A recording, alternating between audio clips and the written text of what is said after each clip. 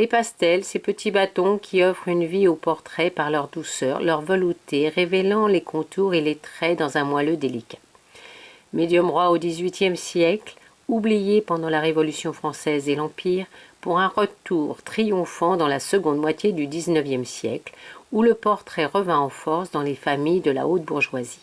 L'exposition Pastel de Millet à Redon, au musée d'Orsay qui a lieu actuellement, donne une vision globale au XIXe siècle de son utilisation à travers une centaine d'œuvres d'artistes très divers et 8 thématiques.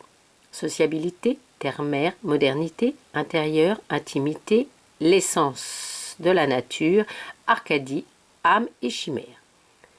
On y retrouve des portraits doux, on ressent la beauté des étoffes, on perçoit la lumière du jour déclinant, l'amour d'une mère pour son enfant, l'espièglerie d'une enfant, les rêves et cauchemars d'un artiste, les espérances d'idéalistes, la nature dans sa beauté. Aujourd'hui, dans cette vidéo, je mets l'accent sur l'œuvre d'Edgar Degas dans sa période 1880 à 1912. Une exposition qui peut faire suite à l'exposition présentée durant ce printemps au musée d'Orsay sur Manet-Degas. Un rapprochement entre les deux peintres en montrant notamment leurs évolutions respectives jusqu'en 1883, année de la mort de Manet. On y découvre les débuts de Degas, son goût pour la peinture d'encre et son influence dans ses portraits, ses débuts notamment avec les tableaux d'influence historique et la recherche de sa personnalité qui se révélera avec éclat dans les scènes de steeplechase, les bords de mer et surtout ses œuvres autour des femmes de conditions modestes. Aussi l'exposition Pastel de Millet à Redon nous ouvre une fenêtre sur la suite du travail de Degas puisque les tableaux présentés dans cette exposition et faits au pastel vont de 1880 jusqu'à l'année 1912 et présentent essentiellement des femmes. Les femmes pour qui il ressentait une pudeur intime, à la recherche peut-être d'un amour idéal et pur.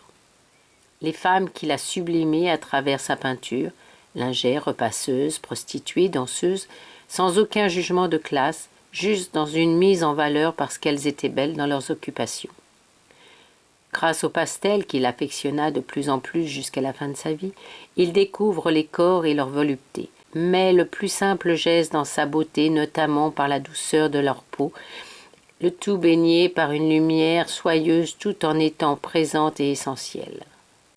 La lumière, en effet, joue un rôle majeur dans ses peintures et le pastel, par ses propriétés, nous apporte sa réalité. L'exposition nous fait découvrir également une facette du travail de Degas, notamment à travers ses nus de danseuse, œuvre préparatoire pour une pose en tutu d'un futur tableau, ou des nus à la toilette, où le spectateur est invité tel un curieux caché qui a aussi le plaisir de regarder sans être trop vu les danseuses prises dans leur quotidien de travail, tout en les rendant vibrantes de vie. L'exposition Pastel de Millet à Redon, une exposition à ne pas manquer au musée d'Orsay jusqu'au 2 juillet 2023.